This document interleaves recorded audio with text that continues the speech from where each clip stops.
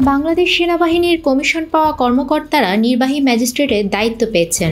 দেশের মেট্রোপলিটন এলাকা বাদে তারা জেলা ম্যাজিস্ট্রেটের তত্ত্বাবধানে স্ব অধিক্ষেত্রে এ ক্ষমতা প্রয়োগ করবেন। মঙ্গলবার রাতে জনপ্রশাসন মন্ত্রণালয়ের প্রেষণ ২ শাখা থেকে সিনিয়র সহকারী সচিব জেতি প্রু স্বাক্ষরিত এ সংক্রান্ত প্রজ্ঞাপন জারি করা হয়। প্রজ্ঞাপনে বলা হয়েছে, নির্বাহী ম্যাজিস্ট্রেটের ক্ষমতা পেতে যাওয়া সেনা কর্মকর্তারা স্ব অধিক্ষেত্রে ফৌজদারি কার্যবিধির ১৯৯৮-এর ৬৪, ৬৫, ৮৩, ৮৪, ৮৬, ৯৫, ২, ১০০, ১০৫, ১০৭, ১০৯, ১১০, ১২৬, ১২৭, ১২৮, ১৩০, ১৩৩ ও ১৪২ ধারা প্রয়োগ করতে পারবেন।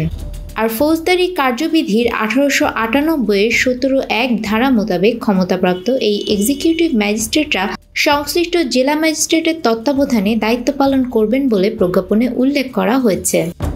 বাংলাদেশ সিভিল সার্ভিস অর্থাৎ প্রশাসন ক্যাডারের সদস্যগণ নির্বাহী ম্যাজিস্ট্রেট হিসেবে নিযুক্ত হন।